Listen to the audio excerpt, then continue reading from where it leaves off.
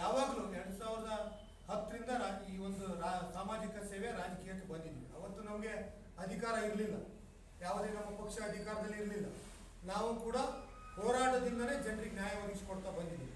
ಹೋರಾಟ ಮಾಡಲಿಕ್ಕೆ ಅಥವಾ ಸಾರ್ವಜನಿಕರ ಸೇರಿಸಿ ಪ್ರತಿಭಟನೆ ಮಾಡಲಿಕ್ಕೆ ಸಂವಿಧಾನದಲ್ಲಿ ಹಕ್ಕಿದೆ, ನ್ಯಾಯ ಕೇಳಲಿಕ್ಕೆ ಹಕ್ಕಿದೆ, ನ್ಯಾಯ ಸಿಕ್ಕೇ ಸಿಗ್ತದೆ. ಅದಕ್ಕೇನು ರಾಜಕೀಯನೇ ಬೇಕು ಅಥವಾ ಅಧಿಕಾರನೇ ಬೇಕು ಅಂತ ಇಲ್ಲ. ಪ್ರತಿಯೊಬ್ಬ ನಾಗರಿಕನ ಹಕ್ಕನ್ನು ಕೊಡಿಸ್ಲಿಕ್ಕೆ ಧೈರ್ಯವಾಗಿರಬೇಕು, ನ್ಯಾಯಯುತವಾಗಿರಬೇಕು. ಅದನ್ನು ನಾವು ಮಾಡ್ತೀವಿ. ಹೋರಾಟ ಮಾಡ್ತೀನಿ ಅಂತ ಶಾಸಕರಿಗೆ ಗೊತ್ತಿಲ್ವಾ?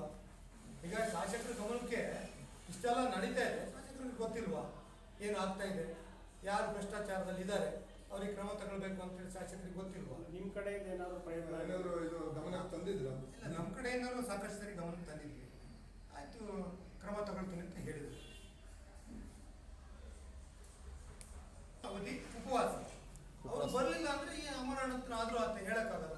ಉಪವಾಸ ಸತ್ಯಾಗ್ರಹ ಮಾಡೋದಿತ್ತು. ಅವರು ಭ್ರಷ್ಟಾಚಾರದ ವಿರುದ್ಧ ಉಪವಾಸ ಸತ್ಯಾಗ್ರಹ ಖಂಡಿತ ಮಾಡ್ತೀನಿ.